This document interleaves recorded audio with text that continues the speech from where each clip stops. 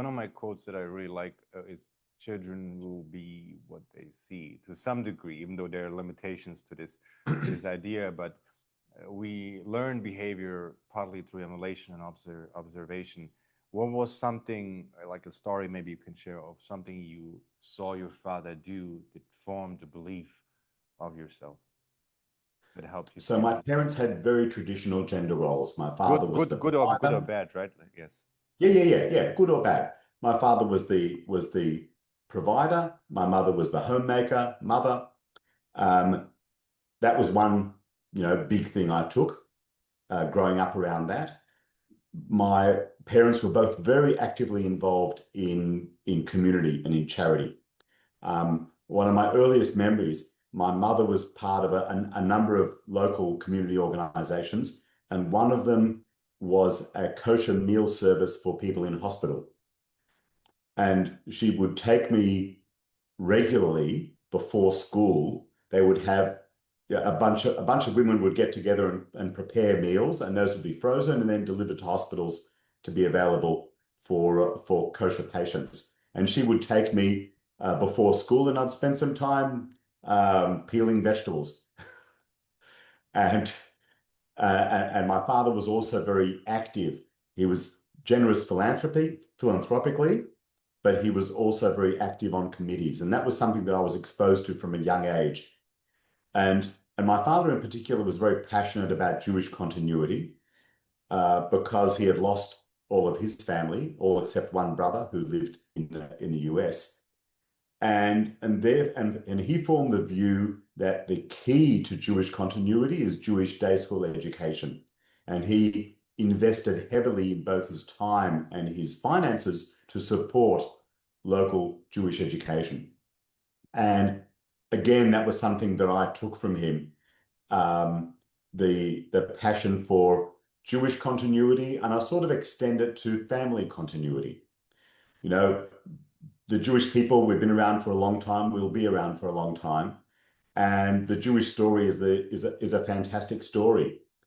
And continuing that is very much an imperative. And especially an imperative when you come from a situation of severe loss, to say, this family, my father came from a large family, and, probably, I don't know, actually, dozens of cousins. And out of all that family, two people survived. So, my father said, I've got to rebuild.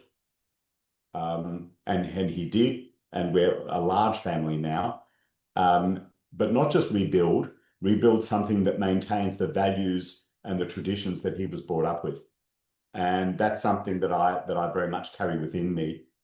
And when I think about what I do now with families, that's sort of on a micro scale. So you can think about as a people, we want continuity, but also individual family groups, helping them build something that has continuity is I guess something that I took from that. That's fascinating. After the story that I stated earlier with the poisoning of my father, we had many goodbye meetings when he came to Germany. And when there's a sense of finality to it, you listen in a different sense, if you think, for instance, that person will be there for you forever. And one of the things that he gave to me was not money, because many of our bank accounts were frozen because we didn't have a bank, but stories. And he would sit with me, and he could recall all the old Jewish stories that from the Old Testament in particular, that he would tell to me, and they were, even to this day, I think, like my moral background, and helped me to orientate myself in the world. They're some of the greatest treasures that were passed down to me. And what is the Jewish story, or like one story that your father told you, or that you got from that environment, that helped you to discover your own place in the world a little bit?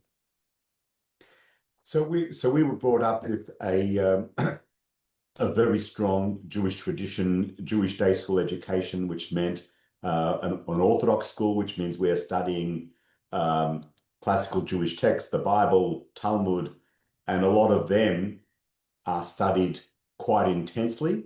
And we carry all of those stories, which are the stories of our people.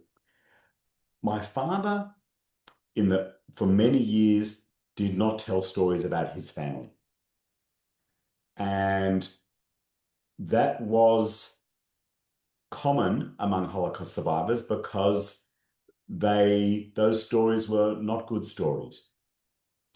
And so we grew up knowing that he came from a family that was survivors, Holocaust survivors, and a lot of them were killed, but we didn't really know much detail. And what I took an interest, not having known, I went on a search for information.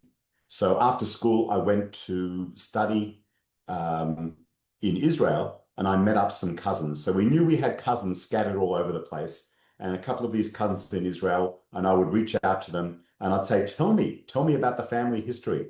And I developed an interest during teenagehood in genealogy and family trees. And I started drawing family trees, and I've got a file this thick of family tree notes from various people on both sides of the family to try and piece it together. And that was, I think, my way of trying to fill in these missing pieces of a puzzle that was my family. My family, there was a bit here and a bit here and a bit there. Connect this with this? And it was only much later, probably around the mid-80s, that my father took the decision that it was important for him to share these stories with us. And it was around the time a movie came out called Shoah by Claude Lanzmann. And this movie was about the Holocaust, and it went for 9 hours. And it was screened in Melbourne. So I've got to say to you that this is very important to know, that Australia had the highest Holocaust survivor population outside of Israel. That means that in my class in school, more than half of them were children of Holocaust survivors. It loomed very large in the community. It's very interesting because that was what you grew up in. If you grew up around that, then that's what you know. And you see other people who have that similar background. So they had a showing of this film, and we were all required to attend. And after that, my father decided, this is very important. You know what? It's painful for me to talk about it, but I need to talk about it because I need to tell these stories to my children so that they know. And he started doing it on a regular basis. We would actually have an annual dinner where he would tell stories, and that was to coincide with his liberation on the 11th of April, 1945, his liberation from Buchenwald concentration camp, by which time he was nearly dead, to the extent that it took him 4 years to convalesce. But we would have a family dinner, and he would tell stories. And he would say afterwards, he'd have nightmares from the stories. He knew that there was, it came at a cost telling these stories to us, but it was very important for him to tell them. And I recorded a lot of them and kept them for posterity. And, I guess one of the stories that particularly struck me was the story of his elder brother. Because he and my uncle who survived, they were number 2 and number 3 in the family. There were 6. The elder brother had a whole long story. And years later, I was able to close the loop around that story. And again, fill in pieces of the puzzle. So those stories, those Holocaust stories, were very important to us. And particularly for our cousins, who were the other branch who lived in New York, whenever my father would say something, they'd say, what did he say? What did he say? Tell us, because my uncle never said a word. My father was very optimistic and positive after the war. My uncle was bitter for the rest of his life. And so our cousins were, again, scrounging for information. What can you tell me? Anything, something. It's like, we grew up with a history, but we don't know what the history is. We know there is a history, but we have very little ability to find out details. And that was, again, what drove me to find out more about the family, about our journey. You know, I have from one cousin of ours in Israel who was a politician. He drew me a document, and I have it in his handwriting, going back 7 generations, and roughly, you know, the different branches of the family and where they ended up. One of the things I have a great question about is in between those who preserve their love for humanity and optimism and faith, and those who succumb to bitterness and nihilism.